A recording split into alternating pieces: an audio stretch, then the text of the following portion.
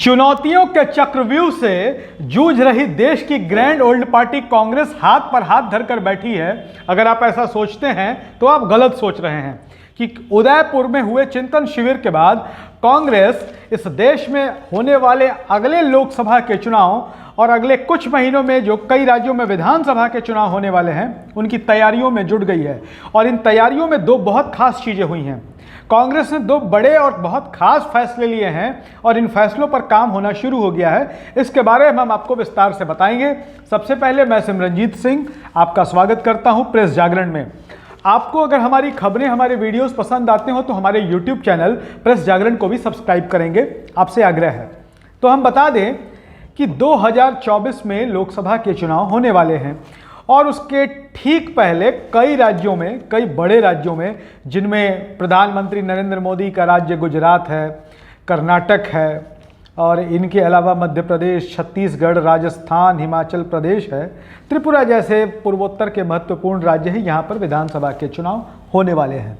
पिछले दिनों 5 राज्यों में विधानसभा चुनाव के नतीजे आए तो कांग्रेस को बड़ी पराजय का सामना करना पड़ा। कांग्रेस में जिस प्रकार से चुनावी नतीजे देखे उससे वो सन्नाटे में आ गई थी। इसके बाद कांग्रेस के नेतृत्व ने यह निर्णय लिया कि अब जो है पुराने तौर तरीकों से चुनाव नहीं जीते जा सकते। कांग्रेस को अपनी रीति, नीति, रणनीति और राजनीति में बदलाव लाना होगा। विचारधारा के स्तर पर तो जो कांग्रेस की विचारधारा है कि वो नेहरू और गांधी के विचारधारा को मानती है, धर्मनिरपेक्षता को मानती है, कांग्रेस उसी पर आगे बढ़ेगी।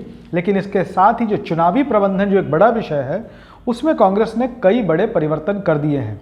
खास तौर पर जो प्रशांत किशोर ने कांग्रेस के रिवाइवल के लिए जो कुछ प्रस्ताव दिए थे उन पर ही काम हुआ और उसमें एक बड़ा कदम माना जा रहा है कि कांग्रेस अब अपने नेताओं को पूर्णकालिक पर्यवेक्षक बना करके अलग अलग संसदीय क्षेत्रों में भेजने जा रही है। देश में 543 लोकसभा की सीटें हैं। भारतीय जनता पार्टी में पूर्णकालिक कार्यकर्ता होते हैं। ये पूर्णकालिक कार्यकर्ता जो होते हैं एक एक इलाके को चयनित कर लेते हैं विधानसभा और लोकसभा में जाकर के और वहाँ पर बीजेपी, आरएसएस या उनसे जुड़े संगठनों के लिए काम करते हैं। उनका काम पार्टी, संगठन, लोग और जो लोग बाहर के हैं उनसे संवाद बनाना, उनके साथ समन्वय बनाना उनकी जिम्मेवारी होती है। कांग्रेस में भी यही होगा। ये जो पूर्णकालिक पर्यवेक्षक होंगे ये हर संसदीय क्षेत्र में होंगे। ये वहाँ की राजनीति को समझेंगे, ये वहाँ की ज़मीन पर लोगों का विचार क्या है, कांग्रेस के प्रति लोगों का रुझान क्या है, कांग्रेस जिसको टिकट देना चाहती है उसके बारे में लोगों की सोच क्या है। यह जो पूर्णकालिक पर्यवेक्षक होंगे यह बात पार्टी के शीर्ष नेतृत्व तक पहुँचाएंगे। सबसे बड़ी बात यह होगी कि यह जो पूर्णकालिक पर्यवेक्षक होंगे इनका टिकटों के वितरण से कोई लेना देना नहीं होगा।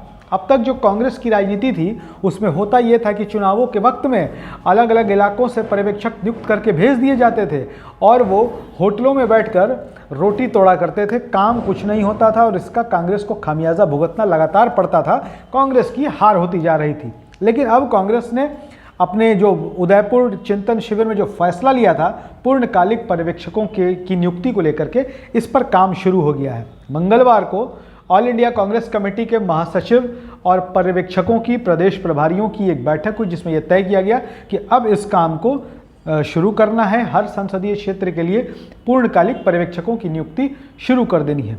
इसके अलावा बीजेपी की ही तर्ज पर, जैसे बीजेपी में पन्ना प्रमुखों का नाम आपने सुना होगा जो बूथ कमेटी होती है, तो वैसे ही कांग्रेस ने शुरू किया है कि हर 40 घर पर अपने एक कार्यकर्ता को वो अहम जिम्मेवारी देंगे कि जो नेता, कार्यकर्ता और संगठन के बीच समन्वय का काम देखेंगे।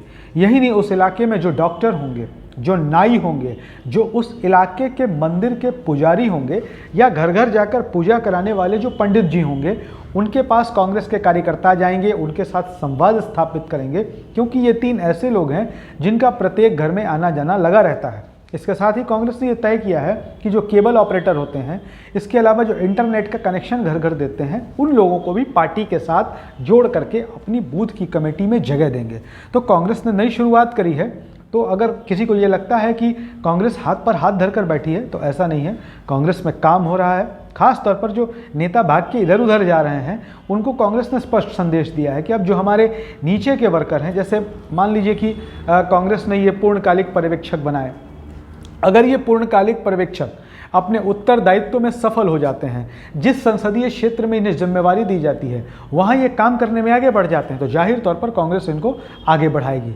इनके लिए विधानसभा, लोकसभा या राज्यसभा जैसी चीज़ें आसान हो जाएगी। परफॉर्मेंस के आधार पर पार्टी परिणाम भी देगी। या जो प्रत्येक 40 घर पर एक प्रभारी बनाने की बात है, अगर ये प्रभारी अपने काम में सफल होते हैं तो इनको और आगे बड़ी जिम्मेवारियां दी जाएंगी। तो जाहिर तौर पर कांग्रेस में बदलाव आया है, कांग्रेस सुधार की दिशा में आगे बढ़ रही है और यही सुधार, यही बदलाव कांग्रेस को आगे ले जाएगा। लेकिन ज़रूरत होगी कि ईमानदार नीति और नियत के साथ उन्हें अपने इन योजनाओं का क्रियान्वयन ज़मीनी स्तर पर कराना होगा। अपने पार्टी के ईमानदार कार्यकर्ताओं को आगे बढ़ाना होगा। बड़े नेता जो अपने ईमानदार कार्यकर्ताओं को अपना नौकर चाकर समझते हैं, वैसे नेताओं से दूरी बनाकर रखना होगा। धन्यवाद।